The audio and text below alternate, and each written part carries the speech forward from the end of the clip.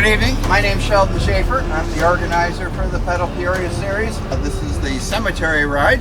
We're going to ride the usual 10 miles. It's all going to be in the cemetery once we get there, and one stop getting up to there for an interesting piece of bicycling history here in Peoria. A lot of stories in the cemetery. We're hardly going to cover all of them. We're just going to cover the ones I bothered to pay attention to.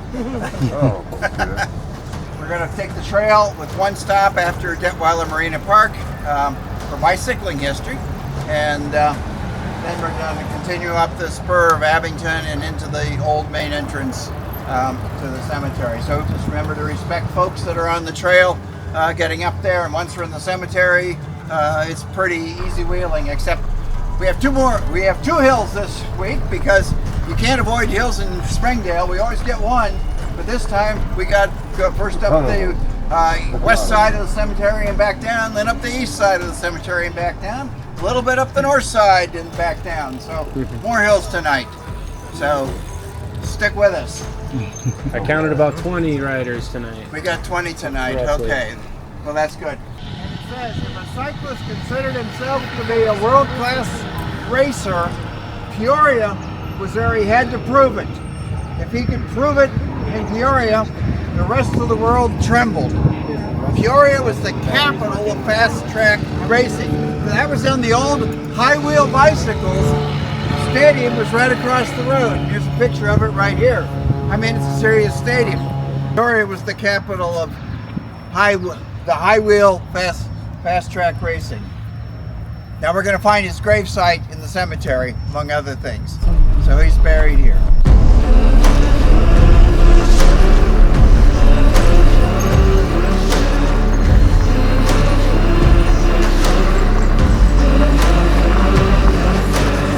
The daughter of Ramses II, who supposedly was the daughter who rescued Moses from the Russians.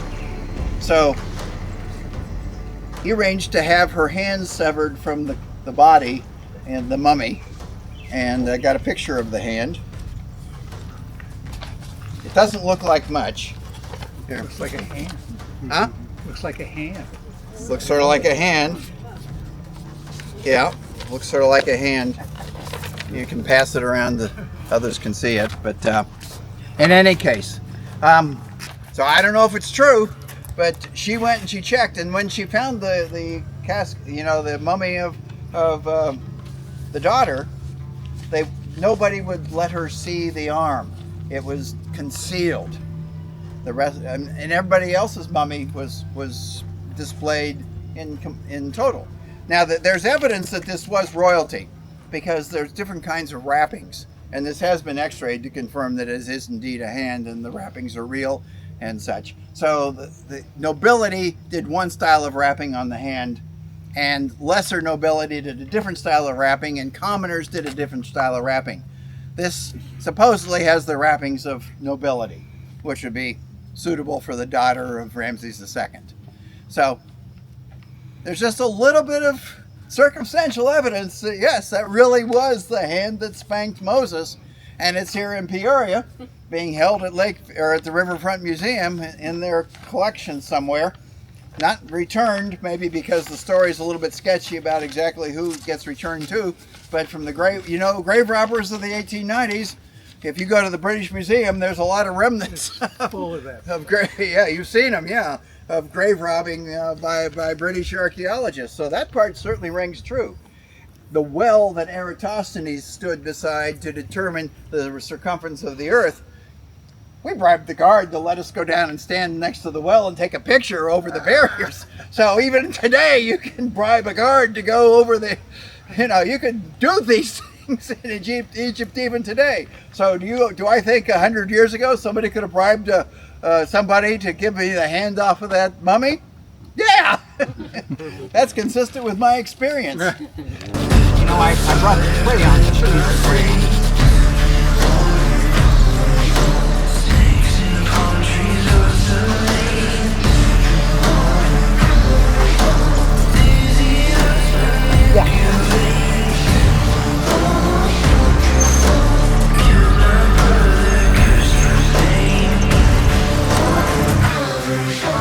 But apparently they tell a different story in Dayton than we tell here in Peoria. But he was an engineer, and he did help the Wright brothers, even if they don't know that he did that in Dayton. He did it anonymously, perhaps. He did gliders, he did wing shapes and all that. Yeah, exactly, for lift, you know. And so that was his contribution to engineering, but was he critical in directing the Wright brothers in that direction? Well, that's what they did, so I'd say yeah, right? Their plane looks a lot like his gliders, though. Yeah. Yeah.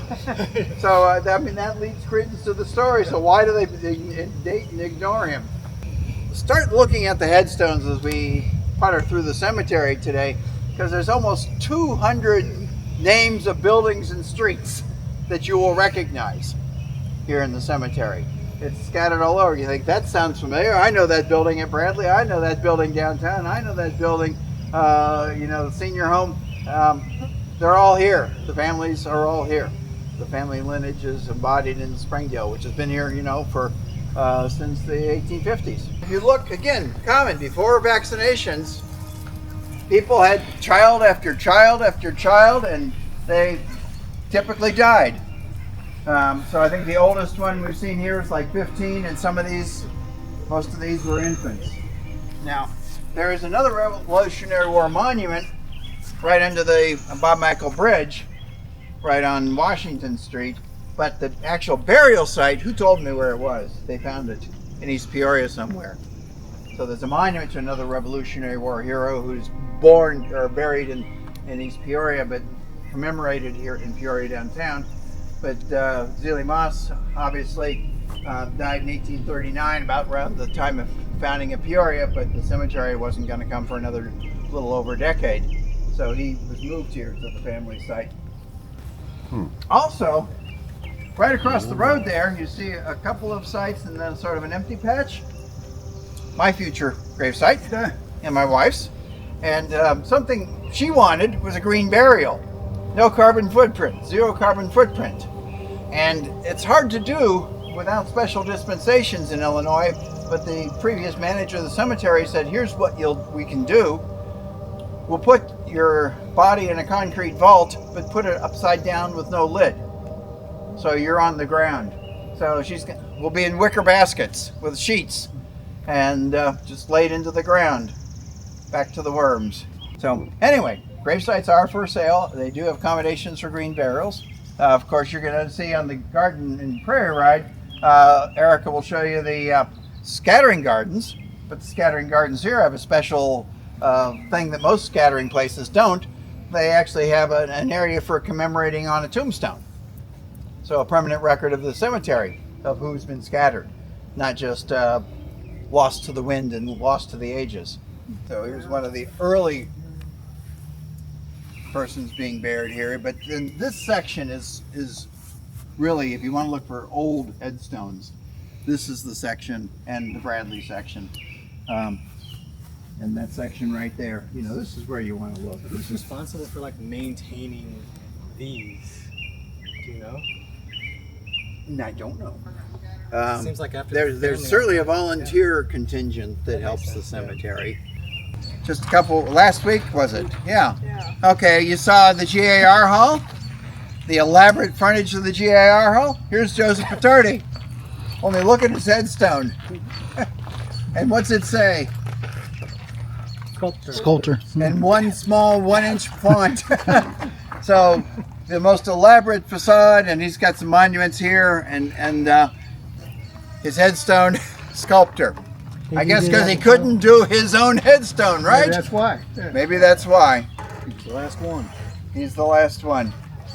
Peoria's had a name in bicycling for a lot longer than people realize. Yeah. And of course, they were made in Peoria Heights, and I think John will show you that when he does the Peoria Heights ride. Yep. But, yep. So one of the other Peoria's greats in history we're all sort of interested in. What was his name?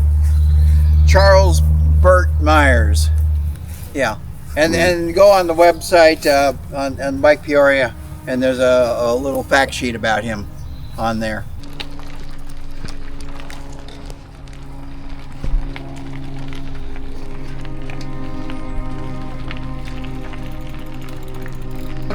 go through the tunnel, just right up and back, and then go down the valley and stop at the pet cemetery.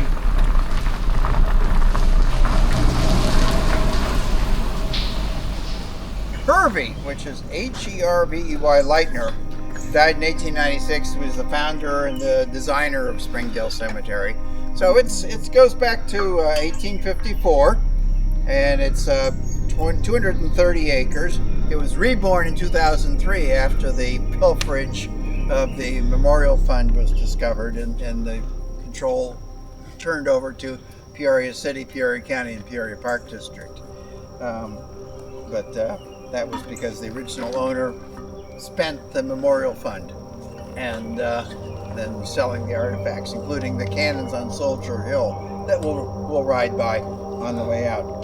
So Gerald Thompson was Peoria's most notorious serial rapist and murderer, and his last victim was 19-year-old Mildred Hallmark, who was with him in his car as he made a U-turn on Prospect, and her nude body was discovered on June 16, 1935. The story is told by Norm Kelly, who captured a lot of the crime history in Peoria in his book, A Hallmark Murder. And Mildred is probably in the creek right down there as we crossed over, was where her body was found. And Mildred still haunts the cemetery. And she's dressed all in white, pleading for mercy near the Leitner Monument. So here's where you may see her. Two different versions of the story suggest her body was found in the creek near the Perry Street entrance, or near the creek by the Leitner Monument. But if you go to Norm Kelly's books, he was a serial murderer, and she was not the first, and as he notes, the last. But also of interest, we meet all sorts of people on this ride, and one year on this ride, a gentleman said, Mildred Hallmark was my aunt. That's why my mother never would talk about her. She was the victim in that story. So it was a real person, and the relatives are still here today.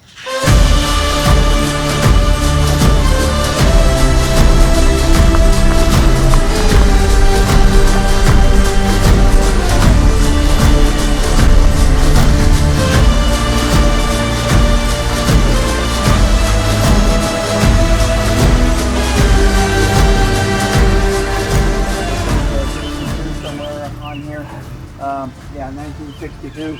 It was just lost until a few years ago when the history detectives of Peoria, Mike Rucker and George Burrier, and I forget who else was involved, but they found it and raised some money to get the missing parts, or the eagle on the top, which was totally worn, recast. and then now we've even got a sign. We're going to go by Soldier Hill. When we go by Soldier Hill, our military cemetery of all the wars, Civil War on would be in our cemetery here.